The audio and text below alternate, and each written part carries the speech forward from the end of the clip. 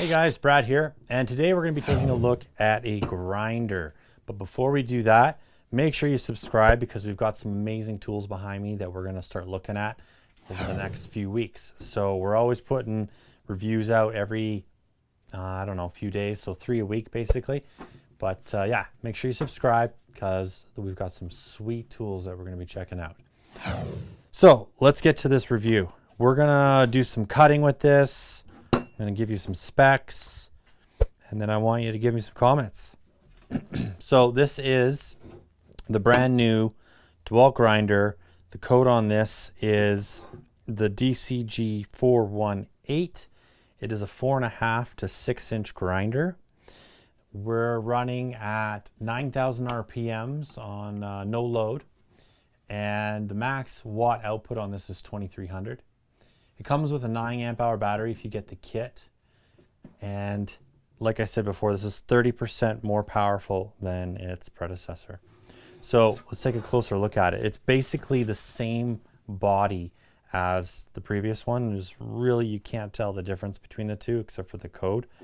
So you can have their handle on the left side or the right side, and that's just easily done by unscrewing it. To change the blade, you've got the button right here that you hold down, locks your blade in place, and then you can just pull this off. Okay, and you can change your blade. Now, to pull this guard off, you have to push this button in on the side, and it spins around. You bring it to the front, and you take it off, and there are two little teeth inside here that line up with the notch on the front of the grinder, and that's how you get your larger one on and change them around. It can be a little tricky to get on sometimes, but there you go. Essentially, that's, you just got to press it down. There we go. Then it clicks in place. And we'll stick our blade on.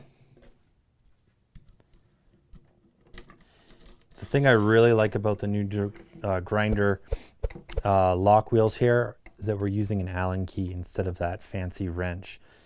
Everyone's got an Allen key.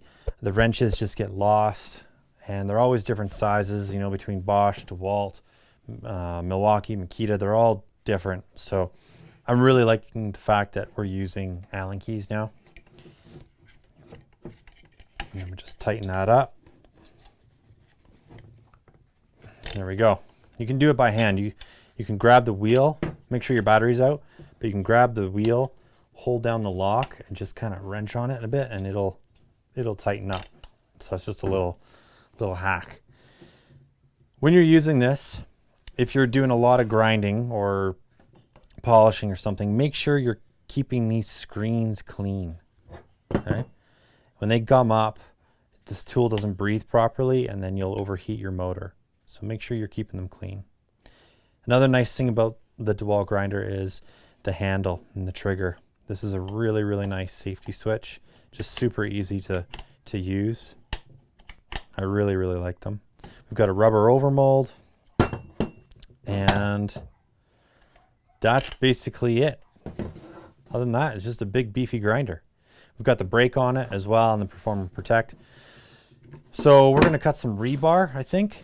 We're going to take this outside and just hack up some bar, and you can kind of see it in action. And I won't do any polishing or anything. I don't have any metal to really clean up, so we won't be doing that, but we will just do some quick cuts. All right, guys, so we're just going to cut up some rebar here, and I can show you how this thing operates. So I'm just going to put my ears on. So if you've never used a grinder before, you can see that there's a lot of sparks coming off of this, and that's why it's very important to always use the guard. You want to make sure you're sizing your blade appropriately to the guard, and you want to make sure you're never putting on a larger blade than the tool can, use. You don't want to be putting on, a 7-inch or an 8-inch blade on these things. It's just not designed for it. The sparks, you got to wear not sunglasses. No, you can wear sunglasses, but you got to wear protective gear because you do not want to get one of these sparks in the eye. They do hurt a little bit if you're getting blasted by them a lot, especially in the face. So things to think about if you're just new into grinding. This is such an amazing grinder to have. It's super powerful. If you're doing heavy duty polishing, grinding, cutting, you may want to go to a corded version because this thing does suck a lot of power. But if you're, you know, not doing a lot of it, or, you know, location is hard, you don't have power, obviously corded or cordless options are the way to go these days. They're just so amazing, so handy, and I highly recommend them all. I love this grinder.